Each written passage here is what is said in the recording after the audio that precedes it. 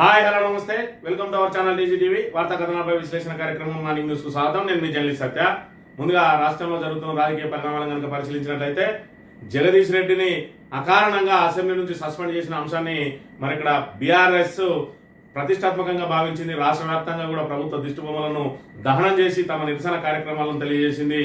ఒకవైపు ఏదైతే అసెంబ్లీ సమావేశాలు జరుగుతున్నాయనంటే డైవర్షన్ పాలిటిక్స్ కు పాల్పడతా ఉన్నది రేవంత్ రెడ్డి ప్రభుత్వం. ప్రజా సమస్యలను సభలో చర్చించడానికి, అదేవిధంగా ప్రతిపక్షాలకు సముచిత సమయం ఇవ్వడానికి, మైక్ ఇవ్వడానికి కూడా భయపడుతున్న పరిస్థితి. మరోవైపు స్పీకర్ ను పావుగా వాడుకొని మరి ఇక్కడ తమ ఏదైతే చర్చల నుంచి తప్పించుకునే ప్రయత్నం చేస్తా ఉన్నదని చెప్పి బీఆర్ఎస్ ఆరోపిస్తున్నది. మరోవైపు జగదీష్ రెడ్డి అనని మాటను అన్నట్టుగా మరి అబద్ధాలు చెప్తూ మరి ఆయనను సస్పెండ్ చేయడం జరిగింది. కనీసం ఆయన విచారం వ్యక్తం చేయడానికి కానీ దాని మీద రికార్డులు పరిశీలించడానికి కూడా మరి ఇక్కడ సభ ముందుకు రాలేదు. మరోవైపు రేవంత్ రెడ్డి సభలో లేకున్నా ఆయనకు ఢిల్లీలో ఆయనతో సంప్రదించి సుమారు 3 గంటల సుదీర్ఘ సమయం తీసుకొని మరి ఇక్కడ సస్పెండ్ చేయడం.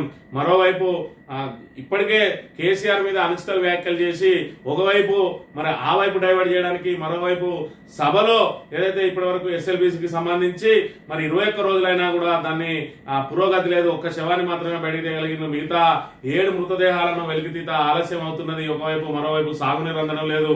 మరోవైపు ఇక్కడ కరెంటు కోతలు, విద్యార్థుల మరణాలు, మరి నానా సమస్యలన్నింటినీ కూడా ఇక్కడ అసెంబ్లీలో చర్చించాల్సి ఉన్న సమయంలో ప్రభుత్వం మరి ఇక్కడ ముఖం చాటేయడానికే డైవర్షన్ పాలిటిక్స్ పడుతుందని చెప్పి బీఆర్ఎస్ తీవ్రంగా విమర్శలు చేస్తున్న పరిస్థితిని కూడా మనం ఇక్కడ ప్రధానంగా గమనించవచ్చు. మళ్ళీ ఈ రోజు అసెంబ్లీ సమావేశాలు నిన్న రోజున హోలీ పండుగను పురస్కరించుకొని మరి నిన్న రోజున శాసనసభ సమావేశాలు జరగలేదు. ఈ రోజు జరగబోయే శాసనసభ సమావేశాలు కూడా వాడి వేడిగా జరగనున్నాయి. ఇక మంత్రి విషయానికి వస్తే మంథని నియోజకవర్గానికి సంబంధించి మరి ఇక్కడ మంథని మండల అధ్యక్షుడు వైనాల రాజు మరి ఆయన బలుపు మాటలు ఏ విధంగా ఉన్నాయనంటే మరి ఇక్కడ ఆఖరికి ఒక మహిళ ఆయన మీద చేయి చేసుకోవాల్సిన దుస్థితి వచ్చింది. మరి ఆ మహిళ ఎవరైనారంటే సాక్షాత్తు ఏదైతే ఆయన సొంత గ్రామానికి సంబంధించిన కాంగ్రెస్ పార్టీ అధ్యక్షుని చెల్లె, మరి ఆమె కూడా కాంగ్రెస్ మహిళనే.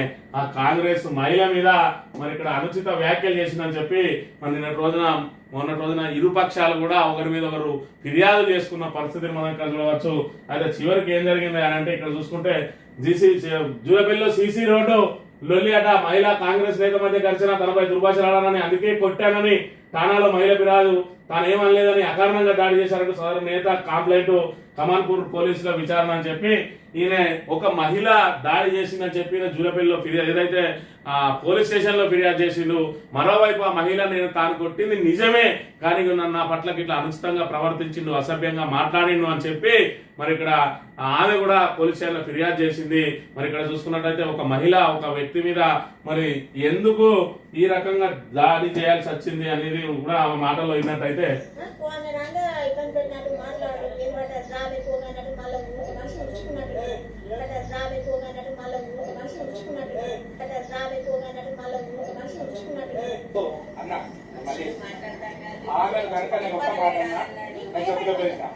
అడక ముందే ఆమె ఇదంతా అబద్ధం ఆడి ఉంటాను అదే చేస్తుందా? అడక ముందే ఆమె ఇదంతా అబద్ధం ఆడి ఉంటాను అదే చేస్తుందా? అడక ముందే ఆమె ఇదంతా అబద్ధం ఆడి ఉంటాను అదే చేస్తుందా?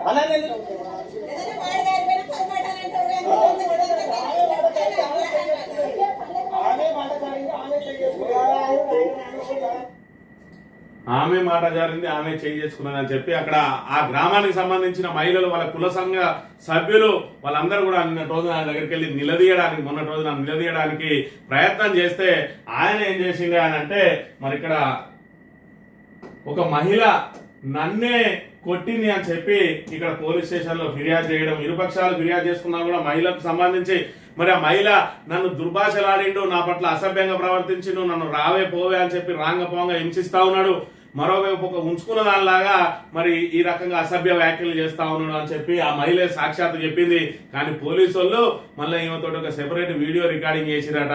వీడియో రికార్డ్ చేసి ఆయనను మరి తర్జన భర్జన చేసి లాస్ట్ కు ఏమన్నది అంటే రోడయ్య అన్నాడు అని చెప్పి అందులో రికార్డ్ చేయించుకొని ఈ మహిళ మీద కేసు బుక్ చేసారు. మన పోలీసుల అత్యుత్సాహం ఏ విధంగా ఉంటది అంటే కాంగ్రెస్ పార్టీ అయితే అయిపోయి మరి ఇక్కడ మండల పార్టీ అధ్యక్షుడు మరి ఆయన మీద ఫిర్యాదు చేస్తే మరి ఎట్లా మనం ఆయన మీద కంప్లైంట్ చేస్తామని ఆయన ఏ విధంగా తప్పించాలని చెప్పి ఆ మహిళను సీక్రెట్ గా తీసుకుపోయి రికార్డింగ్ చేయించి అదే మహిళ మీద ఆ మహిళ కోసం వచ్చిన మరో నలుగురు మీద ఇక్కడ ఫిర్యాదు ఏదైతే కేసు బుక్ చేసిరు మరి ఇక్కడ ఏదైతే క్రైమ్ నెంబర్ 13 13 తారీఖు రోజు కేసు బుక్ అయింది. ఏ సెక్షన్ల కింద అంటే 296B 115/2 రెడ్ విత్ 190 బిఎన్ఎస్ సెక్షన్ల కింద 5 మీద ఎవరెవరయ్యానంటే ఇక్కడ చొప్పరి శేషక్క మహిళ, పోల్దాసరి సాయి కుమార్ అని మరి వాళ్ళ కుల సంఘ సభ్యుడు, చెక్క శ్రీకర్ అని వాళ్ళకి సంబంధించిన బంధువు పిల్లగాడు, అదేవిధంగా సాగర్ల సాయి అని వాళ్ళ బంధువు పిల్లగాడు, అదేవిధంగా చొప్పరి శంకర్ అని మరి వీళ్ళు ఎవరన్నా ఆయనను కొట్టినరా అనంటే మరి ఆ మహిళే చెప్పుతోడు కొట్టిందని చెప్పి పెద్ద ఎత్తున ప్రచారం జరిగింది. ఆయనేమో నన్ను చేయితోడు కొట్టిందంటాను. మరి చేయితోడు కొట్టిందో చెప్పుతోడు కొట్టిందో ఎవరు చూడలేదు అక్కడ. కానీ ఇక్కడ జరిగి అడగడానికి వచ్చిన వాళ్ళ మీద మాత్రం కేసులు పెడితే పోలీసు వాళ్ళు టాక్కన కేసులు నమోదు చేసిండ్రు.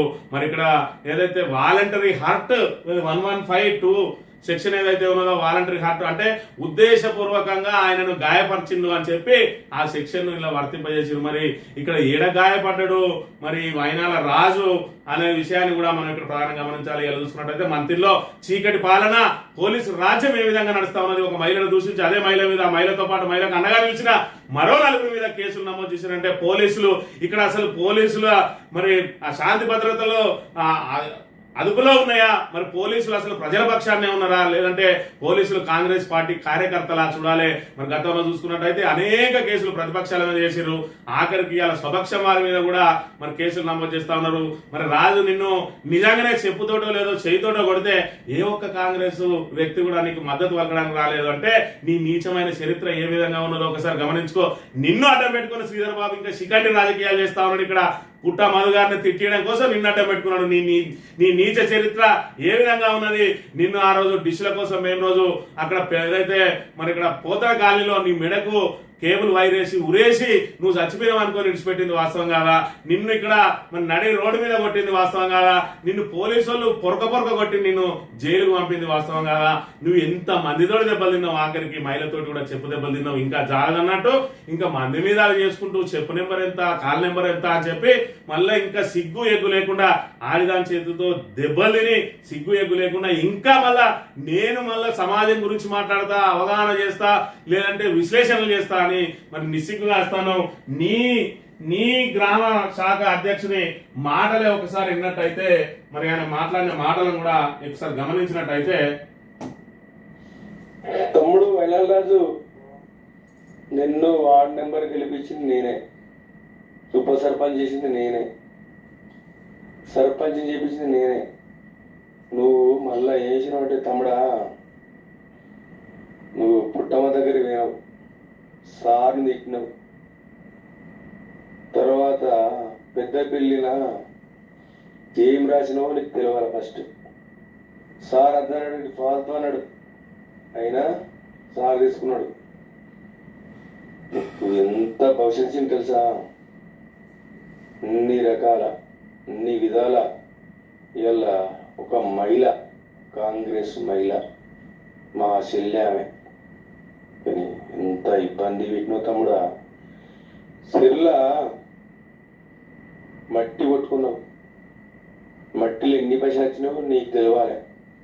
ముదిరాజు పేరు చెప్పి 6 లక్షలు, పెద్ద మనిషి పేరు చెప్పి 1,00,000, ఎస్ఐ పేరు చెప్పి 1,00,000, ఎంఆర్ఓ పేరు చెప్పి 1,00,000, ఆడియో పేరు చెప్పి 1,00,000. ఇవన్నీ నీ జీవితంలో చరిత్రలో ఉన్నది. నీకు వచ్చిందో తెలియాలి ఫస్ట్. నీకు ముత్యాల మేడికి వచ్చిందో తెలియాలి ఫస్ట్. నీ జీవితం ఏందో తెలియాలి ఫస్ట్. మా ముద్రాలంతా కలిసి నీకు ఓట్లు వేసిన వాళ్ళంతా నేను మాట్లాడిన మాటలు లవార్లు. నీకు ఓట్లు ఎత్తే నీకు లవార్లు, ఆడదాని అనేది కూడా తెలియదు నీకు. అక్క చెల్లెలంటే నువ్వు ఎప్పుడేమో మాట్లాడ తెలియదా? మాకు ప్రజలకు తెలుసు. నిన్ను బూటు పట్టి కొట్టే రోజులు ఉన్నాయి, చెప్పు పట్టి కొట్టే రోజులు ఉన్నాయి.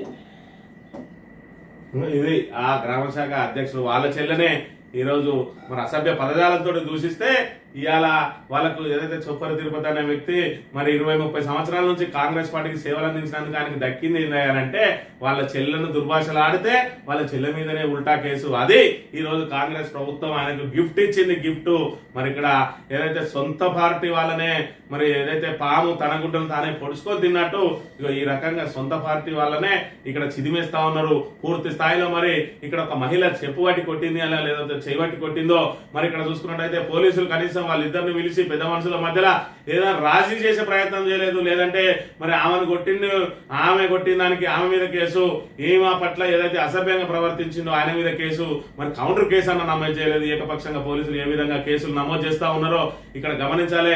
కాంగ్రెస్ అంటే చాలు వాళ్ళకు సావగిలి పడిపోతా ఉన్నది. ఇక్కడ మంత్రిలో పోలీసు వ్యవస్థని ఈ రకంగా దిగజారుస్తా ఉంటే ఇక మరోవైపు బాబు గారి అనుచరుల భాగవతాలు అయితే ఇక ఏ విధంగా ఉంటున్నాయో మనం ఇక్కడ చూడవచ్చు. ఇక్కడ మరి ఇక్కడ మహాముత్తారానికి సంబంధించి ఆల్రెడీ 5 మీద కేసు నమోదైంది. కానీ ఆ 3 పేర్లు సూత్రధారులది 3 పేర్లు ఇప్పటి వరకు బయటపెట్టలేదు.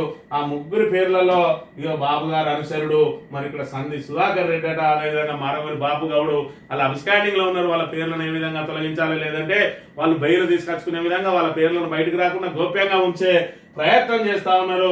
ఇక్కడ ఇసుక బుక్కుతా ఉన్నారు, మట్టి బుక్కుతా ఉన్నారు, చెరువులను ఏ విధంగా లూటీ చేస్తా ఉన్నారో స్వయంగా కాంగ్రెస్ నాయకుడు చెప్పిండు. జూలపల్లి చెరువు ఇలా దోసుకుంటే బిట్టువెల్లి చెరువును మంత్రి కాంగ్రెస్ నాయకులు దోసుకున్నారు. ఈ రకంగా చెరువు మట్టి దోపిడీ, ఇసుక దోపిడీ, ఎర్రమట్టి దోపిడీ, ఖమ్మంపల్లి గుట్టలను పూర్తిగా తొలిచేస్తా ఉన్నారు. అక్కడ ఏదైతే మన మామూలు మట్టి ఇటుక బట్టీలకు తరలించడం కోసం ఏదైతే దుబ్బ ఇసుక ఉన్నదో ఆ దుబ్బ ఇసుకను కూడా దోసుకుపోతా ఉన్నారు. మరి ఈ రకంగా ఇన్ని రకాలుగా దోపిడీతో పాటు ఇవి అన్నట్టు ఇంకా పీడిఎస్ రైస్ ను కూడా మరి ఇక్కడ ఎత్తుకపోతా ఉన్న అంశాన్ని మనం ఇక్కడ చూడవచ్చు. ఇన్ని రకాల భాగవతాలు, ఇలా అనుచరుల భాగవతాలు అంతింత కాదా అన్నట్టుంటది. ఇక్కడ చూసుకున్నట్టయితే ఒకసారి ఇక్కడ బీసీ సమాజాన్ని ఉద్ధరించడానికే పుట్టినట్టుగా వాడిని వాడుకుంటాడు. మరి ఇక్కడ చూసుకున్నట్టయితే ఈయన మహిళల పట్ల ఎట్లా మాట్లాడతాడు, తర్వాత సొంత భార్యనే హింసించిన వ్యక్తి ఈ సదరు వ్యక్తి.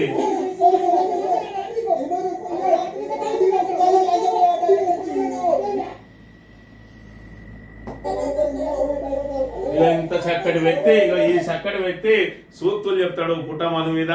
ఈయనే మరి బీసీల గురించి మాట్లాడి బీసీల గురించి చేస్తాడు. ఇలాంటి క్యారెక్టర్లెస్ ఫెలోస్ అందరూ ఈ రోజు వాళ్ళందరినీ పావులుగా వాడుకుంటూ శ్రీధర్ బాబు శిఖండి రాజకీయాలు చేస్తా ఉన్న అంశాన్ని తెలంగాణ ప్రజానికం ఒకసారి గమనించాలి. మంతని ప్రజానికం ఒకసారి గమనించాలి.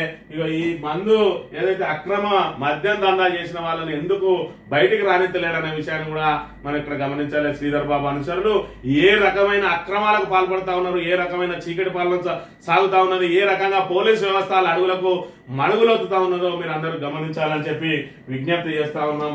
ఇకపోతే సెంటినర్ కాలనీకి సంబంధించి మరి నిన్నటి రోజున హోలీ పర్వదినాన్ని పురస్కరించుకొని రామాలయం సెంటినర్ కాలనీ కోదండ రామాలయం ఆవరణలో ఇక డీజే సౌండ్, అదేవిధంగా మందులు విందులు చిందులతోటి అక్కడ రామాలయ ఆలయ ప్రాంగణాన్ని అంతా కూడా అపవిత్రం చేసినారు. ఇక్కడ చూసుకున్నట్టయితే అక్కడ ఇదంతా ఉసిరి చెట్ల వనం. ఈ ఉసిరి చెట్ల కింద మరి ఇక్కడ పవిత్రమైన పూజలు జరుగుతూ ఉంటాయి కార్తీక మాసంలో. ఇక్కడనే మరి ఇక్కడ ఉసిరి చెట్ల కిందనే భోజనాలు పెడతారు. దీని కిందనే సత్యనారాయణ వ్రతాలు జరుగుతూ ఉంటాయి. మరి నెలలో ఎప్పుడు మా పౌర్ణమి జరిగినా కూడా సత్యనారాయణ వ్రతం చేసుకోవాలనుకున్న వాళ్ళందరూ కూడా ఈ ఉసిరి చెట్ల వద్దకు వచ్చి సత్యనారాయణ వ్రతం చేసుకుని వెళ్తా ఉంటారు. అలాంటి పవిత్రమైన ప్లేస్ లో ఇక డీజే సౌండ్, మరి మందులు విందులతోటి వినోదాలతోటి జరుగుతా ఉన్న అంశాన్ని మనం ఇక్కడ చూడాలి. ఇక్కడ మందుబాబులకు అట్టాగా సెంటర్ కాలనీ రామాలయ ఉసిరివనం, సెంటర్ కాలనీ కోదండ రామాలయంలోని ఉసిరివనం మందుబాబులకు అట్టాగా అసాంఘిక కార్యక్రమాలకు నిలయంగా మారుతున్నది. శుక్రవారం హోలీ పండుగ సందర్భంగా కొందరు పవిత్ర ఆలయ ఆవరణలో మాంసాహారం మద్యం తాగుతూ డీజే సౌండ్లతో ఆలయ ఆవరణ అపవిత్రం చేశారు. కార్తీక మాసం రోజున సత్యనారాయణ వ్రతాల సమయంలోన ఉసిరి చెట్టు కింద పూజలు సాపంతి భోజనాలు చేసే స్థలాన్ని మందుబాబులకు అడ్డగా మార్చడంతో భక్తుల మనోభావాలు దెబ్బతింటున్నాయి. కాగా మందుబాబులు మాత్రం తాము ఆలయ కమిటీ అనుమతితోనే సంబరాలు చేసుకుంటున్నామని చెప్పడం మరి ఇక్కడ కుసమెరుపు అని చెప్పి ఈ రకంగా మరి అవన్నీ జరుగుతూ ఉంటే అరికట్టాల్సిన కమిటీ ఏం చేస్తుంది. మరి ఈ రకంగా పోలీసులు కూడా ఇలాంటి వారి మీద ఉక్కుపాదం మోపాలే. కాంగ్రెస్ నాయకులు ఎవరిత్తాల మీద కేసులు పెట్టుడు తర్వాత ఎదురు కనీసం పోలీసు వ్యవస్థ గౌరవాన్ని కాపాడుండి ఇంకా మేము కాంగ్రెస్ నాయకుల కాళ్ళ చుట్టే తిరుగుతామంటే అది మీ కర్మ దానికి రాబోయే రోజులలో మీరు కూడా మరి అనుభవించక తప్పదు అని చెప్పి ఖచ్చితంగా హెచ్చరిస్తా ఉన్నాం మిమ్మల్ని.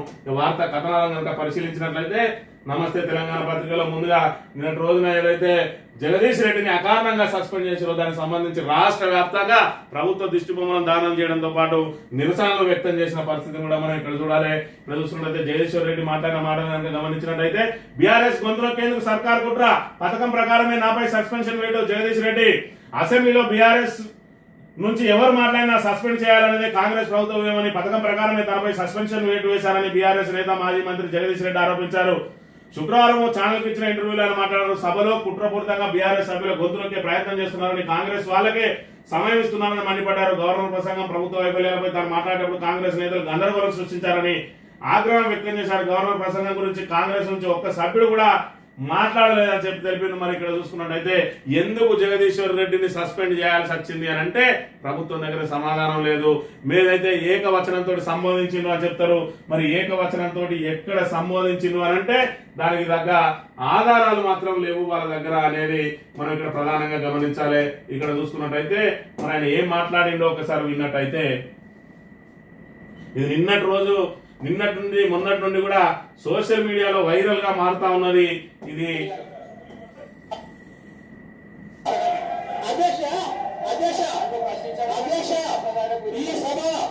ఈ సభ మనందరిది. ఈ సభ మా అందరికి సమానమైన హక్కులు ఉన్నాయి. మా అందరి తరఫున మీరు పెద్ద మనిషి మాత్రమే వస్తున్నారు తప్ప ఈ సభ మీ సొంతంగా కాదు. మీరు పెద్ద మనిషి మాత్రమే వస్తున్నారు తప్ప ఈ సభ మీ సొంతంగా కాదు. ఈ సభ మీ సొంతం కూడా కాదు అని చెప్పి అన్నారు. దానికి ఈ సభ నీ సొంతం కాదు అన్నాడు అని చెప్పి నీ అని ఏకవచనం చేసిందని చెప్పి ఈరోజు జగదీష్ రెడ్డి గారిని సస్పెండ్ చేయడం జరిగింది. ఎంత చేతగాంతనం, ఎంత అసమర్థతను కప్పిపుచ్చుకునే ప్రయత్నం, డైవర్షన్ పాలిటిక్స్ అని అంటే ప్రతిపక్షం మాట్లాడితే ఆ ప్రతిపక్షానికి ఎదురొడ్డి నిలబడే అంత సమాధానం చెప్పే అంత మరి ఇక్కడ ఆ సత్తా లేదు కాంగ్రెస్ ప్రభుత్వానికి. మరి ఇక్కడ సీనియర్ మంత్రులు ఉన్నారు. ఇప్పటికే మరి ముఖ్యమంత్రి అసహనం వ్యక్తం చేసినట్టు ఎమ్మెల్యేల సమావేశంలో ప్రతిపక్షాలను కనుక వాళ్ళను స్వేచ్ఛగా మాట్లాడనిస్తే మన తప్పులన్నిటి కూడా ఎండగట్టి ప్రజలు మన మీద మరి ఇక్కడ మనల్ని చీత్కరించుకునే పరిస్థితి ఉన్నాయి. కాబట్టి ఎక్కడికక్కడ వాళ్ళని అడ్డుకోండి అని చెప్తే ఇక ఏదైతే మన వానర సైన్యం లాగా కాంగ్రెస్ ఎమ్మెల్యేలు అందరూ జగదీష్ రెడ్డి మాట్లాడుతూ ఉంటే చుట్టూ చేరి నానా అర్థనాదాలు చేస్తా ఉన్నారు. మరి ఇక్కడ ఏదైతే ఈ సభ మీది కాదు మనందరిది, మా తరపున మీరు పెద్ద మనిషిగా మాత్రమే అక్కడ కూర్చున్నారు, సభ మీ సొంతం కాదు అని చెప్పి జగదీశ్వర్ రెడ్డి ఏదైతే మాట్లాడిండో దాన్ని దళిత స్పీకర్ను అవమానించిందట. ఇలా సభలో అందరు సమానమే, అసలు దళిత స్పీకరు, మహిళా స్పీకరు, మరి ఇక్కడ దళితాధికారి ఇవన్నీ బంద్ చేయాలి. వాళ్ళ స్వయం కృషితోటి ఎదిగి వాళ్ళు రిజర్వేషన్ ద్వారా ఎమ్మెల్యే అయింది కావచ్చు, కానీ స్పీకర్ కావడానికి మాత్రం ఈ దళిత కాడు కాదు. మరి ఆయన ప్రతిభ పాఠవాలు ఉన్నాయి కాబట్టి ఆయనను స్పీకర్ చేసిరనే అంశాన్ని ముందు కాంగ్రెస్ ఎమ్మెల్యేలు గుర్తుపెట్టుకోవాలి.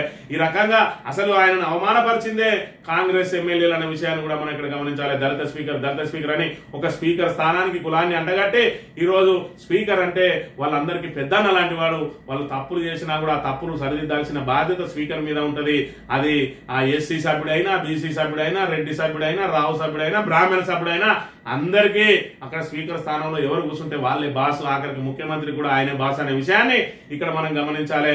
అలాంటి వ్యక్తిని అడ్డం పెట్టుకొని కాంగ్రెస్ ఇలాంటి రాజకీయాలు చేస్తా ఉన్నది. ఈ రోజు అనని మాటను అన్నట్టుగా చిత్రీకరించి జగదీష్ రెడ్డిని ఏదైతే సస్పెన్షన్ చేసిరో కేవలం ప్రజా సమస్యల ప్రస్తావన రాకుండా ప్రజా సమస్యల నుంచి ప్రజల దృష్టిని మరల్చడానికి చేసిన డైవర్షన్ పాలిటిక్స్ అనేది రాష్ట్ర వ్యాప్తంగా ప్రజలందరికీ కూడా అర్థమైంది.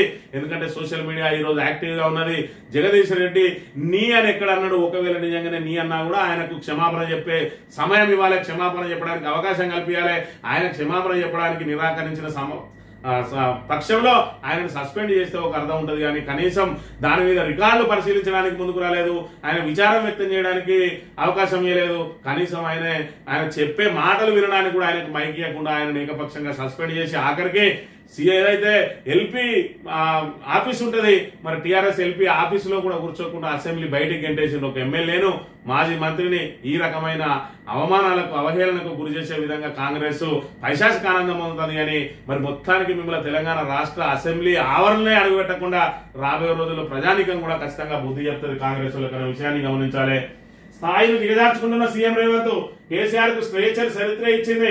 ఆయన లేకపోతే కాంగ్రెస్, బీజేపీ, టీడీపీలకు తెలంగాణ జెండా ఉండేదా? కేసీఆర్ పై వ్యాఖ్యలను ఎవరు హర్షించారు? రాజకీయ విశ్లేషకుడు ప్రొఫెసర్ కె నాగేశ్వర్ మరి ఇక్కడ చూసుకుంటే సీఎం స్థాయిని దిగజారుస్తా ఉన్నాడు రేవంత్ రెడ్డి. అంటే ఆల్రెడీ దిగజారుస్తూనే ఉన్నాడు. మన బతుకు ఎట్లా తయారైంది అని అంటే ఇక్కడ చూసుకున్నట్టయితే ఆఖరికి మన బూతుల క్యాలెండర్, రేవంత్ అన్న బూతుల క్యాలెండర్ ఎక్కడ రాకపోయిందా అంటే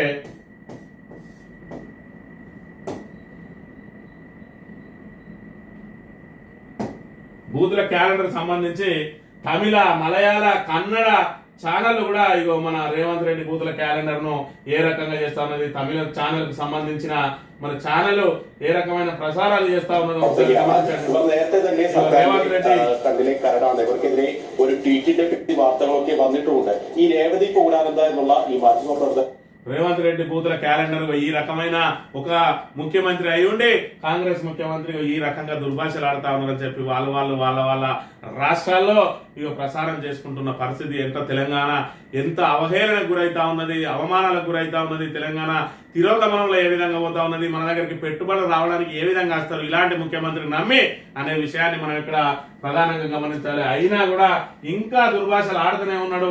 ఆఖరికి తెలంగాణను తీసుకొచ్చిన గొప్ప వ్యక్తి, నాయకుడు ఇలా అవునన్నా కాదన్నా తెలంగాణను తీసుకొచ్చింది కేసీఆర్ అని చెప్పి స్వయంగా రేవంత్ రెడ్డి టీడీపీలో ఉన్న రోజున చెప్పిన మాటలు కూడా ఇంకా రికార్డులలో ఉన్నాయి.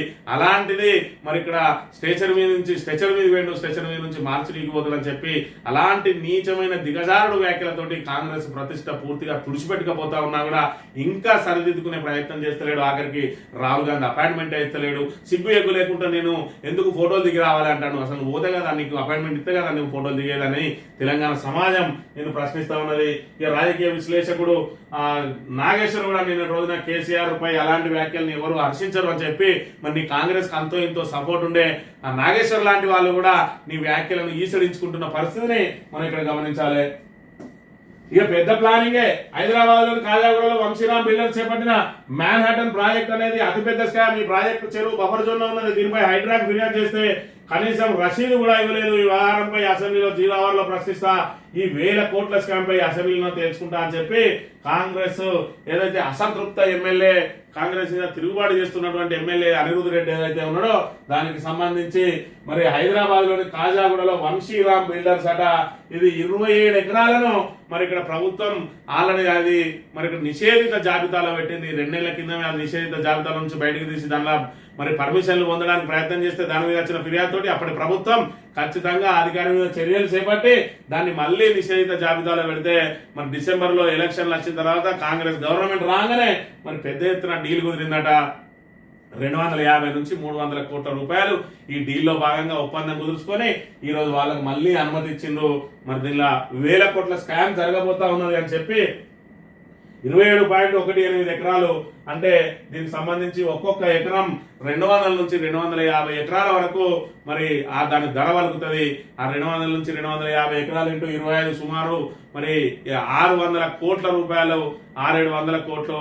మరి ఇక్కడ 250 ఇంటూ 25 6,000 కోట్ల వరకు కూడా ఉండే అవకాశం ఉన్నది. కాబట్టి దీనికి సంబంధించి మరి 6,000 కోట్ల స్కామ్ కు పాల్పడబోతున్న వాళ్ళకు ఎంత ఇచ్చినాయంటే డీల్లా 250 కోట్ల విలువ కలిగ భూమిని వాళ్ళకి అప్పచెప్పిందట. సమాచారం అందిన వెంటనే అప్పటి అప్రమత్తమైన గత ప్రభుత్వం సిసిఎల్ఏ ఉన్నతాధికారులు రంగంలో తిరిగి ఉత్తర్వులతో అక్రమం తొలగించిన స్వాధీనం చేసుకున్న కేసీఆర్ సర్కార్ కాంగ్రెస్ ప్రభుత్వం రాగానే మళ్లీ పాత ప్లాన్ అమలుకు పావుల ముఖ్య నేత సూచనతో రంగంలో దిగి చక్కబెట్టిన మంత్రి ప్రాజెక్టులో 2.5 లక్షల చదరపు అడుగుల డీల్ తో రూట్ క్లియర్. 2.5 లక్షల చదరపు అడుగులు ఇది ఏదైతే వీళ్ళు కట్టబోతా ఉన్నారో 27 ఎకరాలలో కట్టబోయే ఆ కాంప్లెక్స్, కమర్షియల్ కాంప్లెక్స్ లో వీళ్ళకి 2.5 లక్షల చదరపు అడుగులు. 2.5 లక్షల చదరపు అడుగులు అని అంటే ఎంత లేదన్నా కూడా 250 కోట్ల రూపాయలు మరి ఇక్కడ వీళ్ళ చేతులు మారబోతా ఉన్నది. వాళ్ళ డీల్ కుదిరింది అట. స్వయంగా ఏదైతే కాంగ్రెస్ అధికార పార్టీ ఎమ్మెల్యేనే ఆరోపణ చేస్తా ఉన్నాడు హైడ్రాకు మేము ఏదైతే ఫిర్యాదు చేసినా కూడా పట్టించుకుంటలేరు అని అంటే ఇక హైడ్రా ఏ రకంగా నడుస్తా ఉన్నది, మరి రాజకీయం ఏ విధంగా నడుస్తా ఉన్నది, దోపిడీ ఏ విధంగా సాగుతా ఉన్నది. మరి ఇప్పటికే రెవెన్యూ మంత్రి మీద అనేక ఆరోపణలు చేసిండు. మరి ఇది రేవంత్ రెడ్డి తెలిసి జరుగుతుందా, తెలివ జరుగుతుందా, లేకపోతే అనిరుద్ రెడ్డి వెనుక రేవంత్ రెడ్డి ఉన్నాడా? ఇప్పటికే బట్టి విక్రమార్కను కోసిండు, పొంగులేటి శ్రీనివాసరెడ్డిని కట్టడి చేసిండు. దీని ద్వారా కూడా మరి ఇరికించుకొని పొంగులేటిని చేతిలో పట్టుకొని పొంగులేటి దగ్గర ఉన్న 10 మంది ఎమ్మెల్యేలను కూడా తన మరి చెప్పు చేతుల్లో పెట్టుకోవడానికి రేవంత్ రెడ్డి వేసిన పన్నాగమా? అయితే అయితే అది కూడా కావచ్చు. ఏది ఏమైనా ఇక్కడ దోపిడీకి గురవుతున్నది మాత్రం వాస్తవం. అది త్రూ రేవంత్ రెడ్డా లేకపోతే వితౌట్ రేవంత్ రెడ్డా అన్నది మరి ఇక్కడ అప్రస్తుతం కానీ ఖచ్చితంగా పొంగులేటి శ్రీనివాసరెడ్డికి సంబంధించిన అంశమే అయి ఉంటుంది అని మాత్రం ఊహాగానాలు అయితే వెలువడుతున్న అంశాన్ని కూడా మనం చూడవచ్చు. ఏదేమైనా కూడా ఒకరి తర్వాత ఒకరిని మరి వాళ్ళ మీద ఏదైతే బురద జల్లుకుంటూ సొంత పార్టీ మంత్రుల విన్నే బురద జల్లుకుంటూ ఆయన సీటు చింపడానికి ఎవరైతే ప్రయత్నం చేస్తా ఉన్నారో ముందుగా భట్టి విక్రమార్కను కోసిండు. ఆల్రెడీ 20% కమిషన్ల మంత్రి అని చెప్పి ప్రతిపక్షాలు ఒకవైపు ఆరోపణలు చేస్తున్నా కూడా అవి ఆరోపణలుగానే మిగిలిపోయినాయి. కానీ సచివాలయంలో ఏదైతే ధర్నా జరిగిందో ఆ ఆరోపణలకు ఆమోద ముద్ర పడ్డది. ఆయన 20% మంత్రిగా ఆల్రెడీ అధిష్టానం దృష్టిలో పడిపోయిండు. ఆయనే పూర్తిగా మరకలాంటినే ఆయనకు మరి ఆయనను అవినీతి పరుడిగా చేసేసిండు. పొంగులేటి శ్రీనివాసరెడ్డిని కొంతవరకు అదుపు చేసినా కూడా చెప్పు చేతుల్లో పెట్టుకునే ప్రయత్నం చేయబోతానట. ఇక మిగిలింది ఉత్తమ్ కుమార్ రెడ్డి, అదేవిధంగా కోమటిరెడ్డి వెంకటరెడ్డి బిల్లిబిల్ మంత్రి ఏం మిగిలేడు అనేది మరి రేవంత్ రెడ్డి దృష్టిలో ఉన్నది. ఇక ఉత్తమ్ కుమార్ రెడ్డిని కనుక మరి ఆయనను నిర్వహించగలిగితే నన్ను దాటి ఎవరు పోలేరు.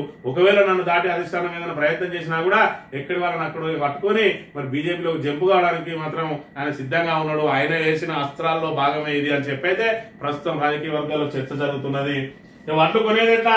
ఈ నెలాఖరు నుంచే ధాన్యం కొనుగోలు అయోమయంలో పౌర సరఫరాల శాఖ ఎన్సీడీసీని ఆశ్రయించిన ప్రభుత్వం 8,000 కోట్ల మార్పుపెట్టి అప్పుకు ప్రతిపాదన. ఆ డబ్బులు వస్తే కొనుగోలు చేపట్టేది. ఈసారి బిల్లు ఏదైతే చెల్లింపులకు తిప్పలు తప్ప 400 కోట్లకు పైగా గత సీజన్ వడ్ల బకాయిలు రైతులకు చెల్లించని ప్రభుత్వం. ధాన్యం కొనుగోలుకు ఎక్కడా పుట్టని అప్పట రుణాలు ఇచ్చేందుకు బ్యాంకుల వెనుకడుగు. సర్కార్ గ్యారంటీలు ఇస్తానన్న ససేమిరా. మరి ఇప్పటి వరకు పూర్తిగా అప్పులకి వెళ్ళే ముంచుకొని వచ్చింది. అప్పులలోనే మరి తేలియాడుతున్నది గవర్నమెంట్. మరి అక్కడ గతంలో చూసుకున్నట్టయితే మరి ఆయన ఏం చెప్పిండు, ప్రజెంట్ చూసుకున్నట్టయితే మరి ఇక్కడ 1,00,000 కోట్ల అప్పు చేసింది, 7 లక్షల కోట్ల అప్పు చేసింది ప్రభుత్వం. అందుకే మరి మేము ఇక్కడ అవి కట్టడానికి సరిదిద్దడానికి మాకు సరిపోతుంది అన్నాడు. మరి గతంలో ఏం మాట్లాడిండో ఒకసారి విన్నట్టయితే అది తప్పుడు ప్రచారం. అక్కడ ఉన్న 224 అసెంబ్లీలు, అక్కడ ఉన్న జనాభా ఎంత, రాష్ట్రం బడ్జెట్ ఎంత, ఇక్కడ ఉన్న జనాభా ఎంత, ఈ రాష్ట్రం బడ్జెట్ ఎంత. దేశంలోనే అత్యధిక ఆదాయం ఉన్న రాష్ట్రం తెలంగాణ రాష్ట్రం. సార్, మీరు రాష్ట్ర ప్రజల కోసం రకరకాల హామీలు ఇచ్చారు, కానీ ఆ హామీలు నెరవేర్చడానికి ఖర్చు ఇప్పుడు రాష్ట్ర ఆదాయం కన్నా 3 ఉంది. అది రాష్ట్ర లైబిలిటీస్ మీద, రాష్ట్ర అప్పు మీద భారం పడుతుంది. ఈ యువత కోసం మీరు ఇన్ని హామీలు ఇచ్చారు, చివరిని వాళ్ళ మీద భారం పడుతుంది కదా. మీరు దీన్ని ఎలా సాల్వ్ చేద్దాం అనుకుంటున్నారు? ముందు ప్రజలకు మేలు చేయాలనేటువంటి సంకల్పం చాలా ముఖ్యమైనది. రెండు ఆదాయాన్ని సమకూర్చుకోవడంలో అపారమైనటువంటి అనుభవం ఉన్నటువంటి కాంగ్రెస్ పార్టీకి ఇది పెద్ద సమస్య కాదు. ఈరోజు రాష్ట్రంలో తీసుకొచ్చినటువంటి 5 లక్షల కోట్ల అప్పుల్లో ఇక్కడ గమనించాలి. నిన్న కూడా ఆయన 7 లక్షల కోట్ల అప్పు అని అన్నాడు. మరి ఇక్కడ చూసుకున్నట్టయితే 5 లక్షల కోట్ల అప్పు అన్నాడు. ఒకడ 4 లక్షలు అంటారు, ఒకడ 5 లక్షలు అంటారు, ఒకడ 7 లక్షలు అంటారు. మరి లెక్కల ప్రకారం చూస్తే 3.5 లక్షల కోట్ల అప్పు ఉన్నది. సరే, రేవంత్ రెడ్డి మరి మాట్లాడే మాటలు అబద్ధమని ఈయన ద్వారా నేర్పుతారు. కాళేశ్వరం మీద ఖర్చు పెట్టినటువంటి 80,000 కోట్ల 1,00,000 కోట్ల మధ్యలో ఉన్నటువంటి సంపద ఇప్పుడు అది అవసరం లేదు. పొద్దున భవిష్యత్తు 50,000 కోట్ల రూపాయల పేరు మీద మీరు మిషన్ భగీరథ కోసం ఖర్చు పెట్టినటువంటి ఖర్చు కూడా ఇప్పుడు రాబోయే కాంగ్రెస్ ప్రభుత్వానికి అవసరం లేదు. ఇటువంటి వాటన్నింటినీ జాగ్రత్తగా పోలేసుకుంటూ దోపిడీకి గురి కాకుండా జాగ్రత్త ఫిల్టరేట్ చేసి ఆదాయాన్ని పెంచుకొని ఎంత హుందాగా మాట్లాడిండు.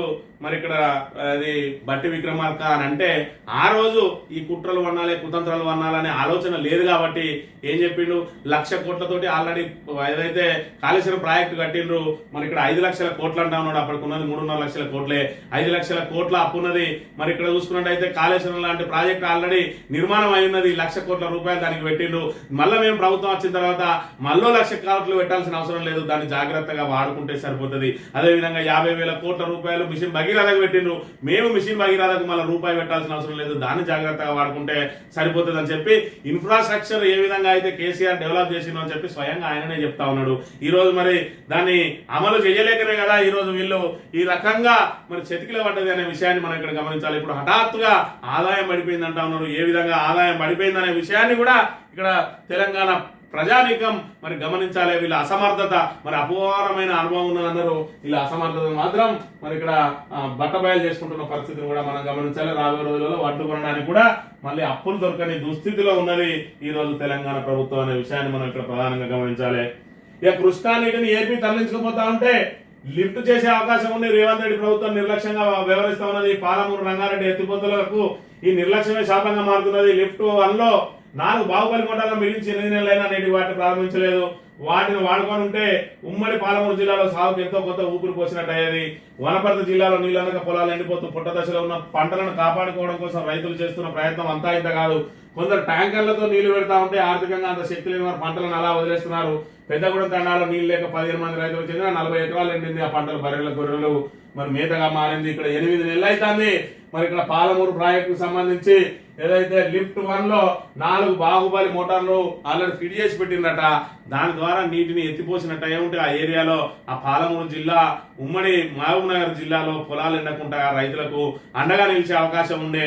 అయినప్పటికీ కూడా 8 నెలలు అవుతుందట. అయినా కూడా దాని మీద అతిగతి లేదు. కనీసం ఆ నీటిని ఏ విధంగా వాడుకోవాలనే సోయి లేదు. ఒకవైపు ఏపీ అయితే కృష్ణా జిల్లాను యథేచ్ఛగా దోసుకొని పోతా ఉంటే మరి గుడ్లప్పగించి వేడుక చూస్తా ఉన్నది రేవంత్ రెడ్డి ప్రభుత్వం అనే విషయాన్ని కూడా మనం గమనించాలి. కస్టడీలో యువకుడి మృతి పోలీసులు కొట్టడమే కారణమని కుటుంబ సభ్యుల ఆరోపణ. నిజామాబాద్ లో ప్రభుత్వ దవాఖానా ఎదుట ఆందోళన గుండెపోటుతోనే మరణించాడంటూ కమిషనర్ ప్రకటన. మృతుడు సంపత్ శరీరంపై బలమైన గాయాలున్నాయి.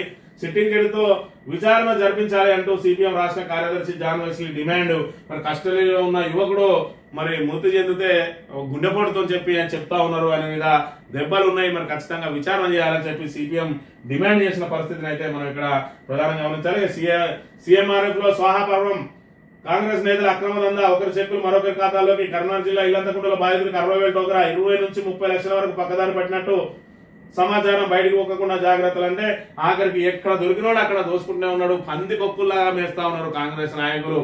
ఎల్ల దొరికితే అందులో మట్టి, ఇసుక, అదే విధంగా ఎర్రమట్టి, లేదంటే గుట్టలు, మరి చెరువులు, ఆఖరికి అక్రమ మద్యం దందా. మరి ఇన్ని రకాల అవి చేసుకుంటూ పీడిఎస్ బియ్యాన్ని కూడా బొక్కుతా ఉన్నారు. ఏది దొరుకుతుంది లాస్ట్ సీఎంఆర్ఎఫ్ చెక్కులు. ఏది దొరకపోతే ఎవరికైనా సీఎంఆర్ఎఫ్ చెక్ వస్తే ఇంకోలి ఖాతాలు వేసి వాటిని స్వాహా చేస్తా ఉన్నారట. ఇక ఈ రకమైన అక్రమాలకు పాల్పడతా ఉన్నారు. ఇవన్నీ చూసుకున్నట్టయితే ఇక్కడ రైతులకు చూస్తే రుణభారం, ఇద్దరి బలవన్మరణం, దిగువలు లేక అప్పులు తెచ్చలేక ఖమ్మం భూపాలపల్లి జిల్లాలో విషాదం. భూపాలపల్లిలో నిత్యం రోజుకొక రైతు చనిపోతా ఉన్నాడు భూపాలపల్లి జిల్లాలో. అంటే అక్కడ వాళ్ళకు నీటికి ఇబ్బంది అవుతా ఉన్నది. అదేవిధంగా అప్పులు కట్టలేకపోతా ఉన్నారు. రుణమాఫీకి అలా అర్హులైన వారి రుణమాఫీ కాలేదు. వాళ్ళ రుణమాఫీ వాళ్ళకు భారంగా మారింది. ఈ రోజు మరి రైతుల ఆత్మహత్యల సంఖ్య 449కి చేరింది. అయినా కూడా మరి చలనం లేదు ప్రభుత్వానికి అనే విషయాన్ని అయితే మనం చూడవచ్చు. తెలంగాణ తిరుపతిలో చూసుకున్నట్టయితే డైవర్షన్ డ్రామా అని చెప్పి డైవర్షన్ కోసమే మరి ఇక్కడ జగదీష్ రెడ్డిని, ఆ తర్వాత రేపు హరీష్ రావును, ఎల్లుండి కేటీఆర్ ను అలా ఎవ్వరు లేకుండా లాస్ట్ కాంగ్రెస్ సభ్యులే మిగిలి అలా ఉండి ప్రజా సమస్యలను ఎలాంటి చర్చలు లేకుండా మరి ఇక్కడ ఏదైతే ప్రజల దృష్టిని మరి అలా వైఫల్యాల మీద ప్రజల దృష్టి పడకుండా ఈ రకంగా రాక్షస పాలన సాగిస్తున్న అంశాన్ని అయితే మనం చూడవచ్చు. ఇక బీజేపీతో సీఎం రహస్య భేటీలా కుర్చిపోతుందనే భయంతోనే చర్చల. రేవంత్ పై చర్యలకు రాహుల్ ధైర్యం లేదా? రాహుల్తో మీకు సంబంధాలు ఎవరికి కావాలి? ఇచ్చిన హామీలు చేతగాక గాలిమంటలు ఆడలేక పాత గజ్జలు అన్నట్టు రేవంత్ పాలన అని చెప్పి మరి ఇక్కడ మాకు మేము గాంధీల కుటుంబానికి విధేయుణ్ణి నేను అని చెప్పి కొంతమంది కావాలని చెప్పి మా మీద దుష్ప్రచారం చేస్తా ఉన్నారని రేవంత్ రెడ్డి ఏదైతే చెప్పిండో దాని మీద కేటీఆర్ స్పందిస్తూ నీకు రాహుల్ గాంధీకి సత్సంబంధాలు ఉంటుంది, సంబంధాలు లేకుంటే మాకేంది? మరి ఇక్కడ నువ్వు చేసే పనులు నీ కుర్చీని కాపాడుకోవడానికే బీజేపీ నేతలతోటి మరి భేటీలు అవుతా ఉన్నావు. మరి స్వయంగా బీజేపీ ఎమ్మెల్యేనే చెప్పిండు వాళ్ళ పార్టీ నాయకులు మరి రహస్యంగా ముఖ్యమంత్రితో కలుస్తా ఉన్నారని. ఈ రహస్య భేటీ వెనుక మరి విషయం ఏంది?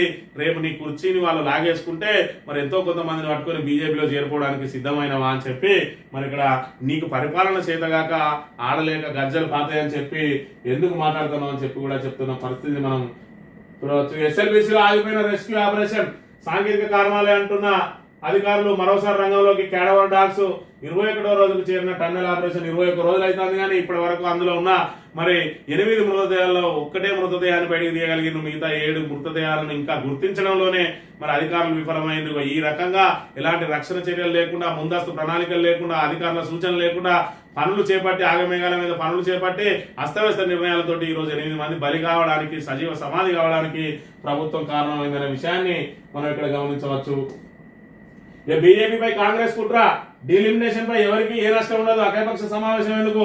6 గ్యారంటీల పైన ఫస్ట్ సమావేశం పెట్టాలి. ఎంపీ లక్ష్మణ్ మరి ఇక్కడ ఉన్న ఎంపీలు వీళ్ళకి 8 ఉన్నారు, వాళ్ళకి 8 ఉన్నారు, మధ్యలో ఒక్క ఆయన ఉన్నాడు. మొత్తం 17 మంది ఎంపీలు మన అందరం కలిసి పార్లమెంట్ మీద పోరాటం చేద్దామని అంటే నువ్వేదో మా ఎంపీలను మా మీదకే ఉసుగొల్పాల ప్రయత్నం చేద్దాం. ఫస్ట్ నీ 6 గ్యారంటీల అమలు మీద మరి అఖిలపక్షం అయ్యి మా డీలిమిటేషన్ తోటి మరి ఇక్కడ మనకి ఎలాంటి నష్టం లేదు అని చెప్పి బీజేపీ పక్షాన వకాల్తా ఉంచుకున్నాడు మరి ఎంపీ లక్ష్మణ్ అనే విషయాన్ని కూడా మనం ఇక్కడ చూడవచ్చు. నేటి నుంచి హాఫ్ డే స్కూల్స్ అట మరి ఏప్రిల్ 23 వరకు ఒంటిపూట పడలే అని చెప్పి దీనికి సంబంధించిన వార్త ప్రచురించింది. ఇక ఓర్పు లేని వాళ్ళు మార్పు ఎలా తెస్తారు, సమస్యలపై గొంతెత్తితే బహిష్కరిస్తారా, సస్పెన్షన్ ప్రజల దృష్టి మళ్లింపు చర్యలే, తక్షణమే సస్పెన్షన్ ఎత్తివేయాలని చెప్పి జగదీష్ రెడ్డికి సస్పెండ్ అంశాన్ని ప్రస్తావించుతూ మొన్న రోజున కవిత మాట్లాడిన మాటలు గమనించవచ్చు.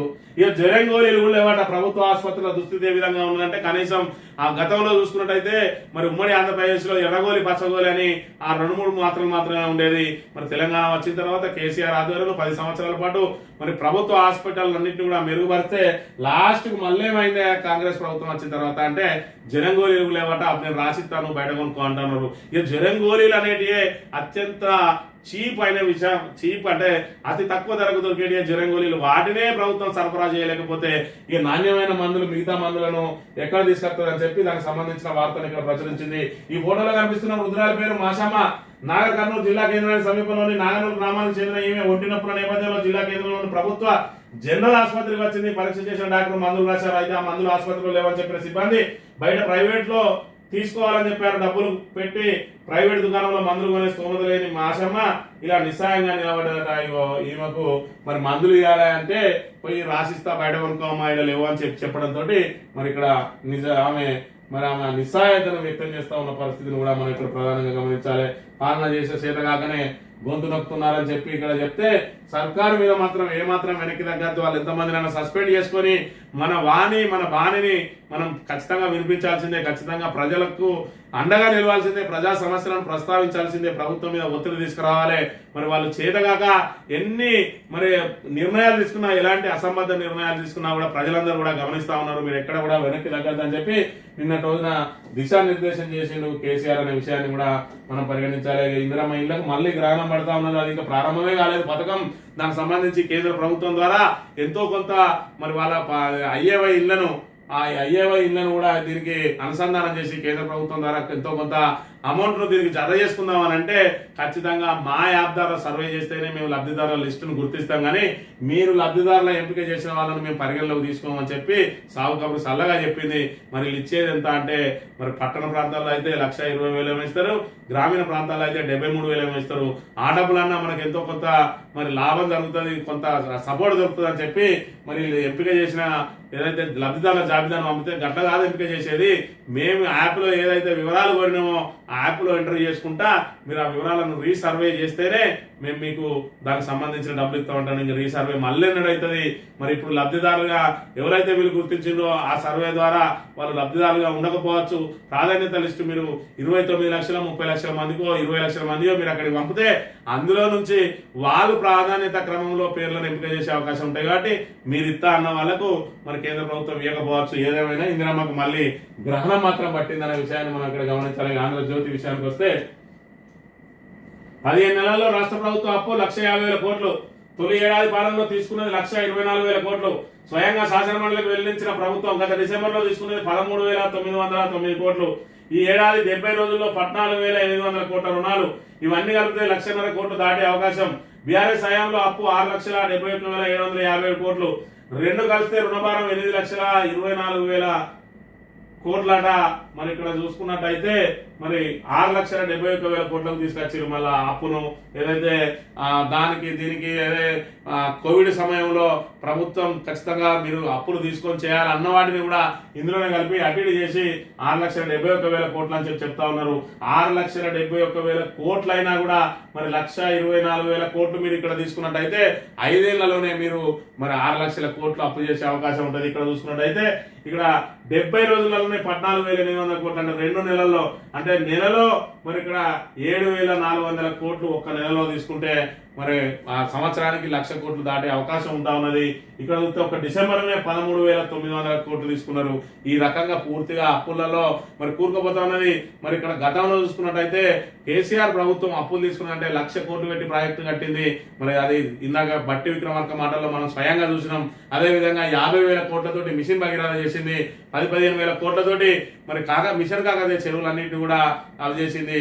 అదేవిధంగా 7,000 మెగావాట్ల విద్యుత్ సామర్థ్యాన్ని 21,000 కోట్లకు 21,000 యూనిట్లకు తీసుకొచ్చి మరి దాన్ని కరెంటును డెవలప్ చేసింది. మరి అనేక కట్టడాలు కట్టింది. మరి అన్నిటికీ పబ్లిక్ ఆఫీసులు అయితే, కలెక్టరేట్లు అయితే, ఎమ్మెల్యే ఆఫీసులు అయితే అన్ని రకాల ఇన్ఫ్రాస్ట్రక్చర్ను డెవలప్ చేసింది. రోడ్లన్నీ కూడా అద్దంలాగా మార్చుకున్నాం. ఇన్ని ఖర్చులు చేస్తే మరి నువ్వు చెప్పిన ప్రకారం చూసుకున్న 6 లక్షల కోట్లు అనుకుంటే మరి యావరేజ్ చూసుకుంటే 10 ఏళ్లలో 60,000 కోట్లే అప్పు చేసింది. మరి నువ్వు చూసుకున్నట్టయితే 1,50,000 కోట్లు చేస్తా ఉన్నావు అంటే మరి ఏం కొత్త ప్రాజెక్టు కట్టింది అనేది కూడా ప్రజలు గమనించాలి. జగదీశ్వర్ రెడ్డి సస్పెన్షన్ మీద బీఆర్ఎస్ నిరసనలకు సంబంధించిన వార్తను కూడా ప్రచురించింది. ఈనాడు దినపత్రిక విషయానికి వస్తే గ్రూప్ 3లోను పురుషులే టాపర్లు. టాప్ 10లో 9 మంది వారే. టాప్ 50లో మహిళలు 4 ఉన్నారట.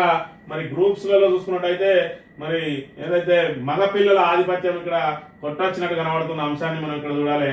ఇక గ్రీన్ కార్డు శాశ్వత నివాసానికి హామీ కాదు. అమెరికా ఉపాధ్యక్షుడు జేడీ వాన్స్ సంచలన ప్రకటన. ఇప్పటికే అమెరికాకు వెళ్లే వాళ్ళ సంఖ్య తగ్గుతా ఉన్నది. అమెరికాలో ఉద్యోగం చేయడానికి H1 వీసాల కోసం అప్లై చేసే వాళ్ళు 38% తగ్గిందట గత సంవత్సరంతో పోల్చుకుంటే. మరి ఇక్కడ ట్రంప్ అస్తవ్యస్త నిర్ణయాలు ఈ విధంగా ఉన్నాయనంటే అక్కడ గ్రీన్ కార్డు పొందినట్టయితే అన్ని రకాల హక్కులు లభిస్తాయని ఇప్పటి వరకు ఎవరైతే భారతీయులకు ఒక నమ్మకం ఉన్నదో ఇక్కడ గ్రీన్ కార్డు శాశ్వత నివాసానికి హామీ కాదు. వాళ్ళకు మరి గ్రీన్ కార్డు వచ్చినంత మాత్రాన మీరు ఇక్కడనే ఉండిపోతా అంటే నడవది. అది మేము అమెరికన్లే మేము నిర్ణయం తీసుకోవాలంటున్నారు. దీంతో పూర్తిగా అమెరికా వ్యవస్థ ఇప్పటికే కుప్పకూలింది. ఆర్థికంగా పూర్తిగా అప్పుల పాలైపోయింది. మరి మేడు పండు చందంగా ఉన్నది అమెరికా పరిస్థితి. మరి ఇక్కడ అస్తవ్యస్త నిర్ణయాలకు తోడు జేడీ వాన్స్ మరి ఈయన కూడా మరిన్ని ఇక్కడ ఏదైతే నిన్న రోజున బాంబు వేల్చిండో దాంతో అమెరికా వ్యవస్థ కుప్పకూలి విధంగా ఉన్నది. ఇప్పటి వరకు ఎవరైనా అమెరికా వెళ్ళడం ఒక కలగా ఉండేది మరి విద్యార్థులకు ఉన్నత విద్యను అభ్యసించడానికి. కానీ అమెరికా వెళితే మరి ఇక్కడ ఎక్కడ అక్రమ అరెస్టులు అయితే, ఎక్కడ దేశం దాటిస్తారో, ఎక్కడ మరి స్పెషల్ ఫ్లైట్లు పెట్టి వెళ్ళగొడతారో ఆ అమెరికా ఆశలే మనం యూరోప్ కంట్రీలకు పోవాలని చెప్పి యూరోప్ వైపు మళ్ళీ మరి విద్యార్థుల సంఖ్య పెరిగిపోతున్న అంశాన్ని కూడా మనం ఇక్కడ గమనించవచ్చు. ఇది ఈ రోజు morning news. Thank you very much.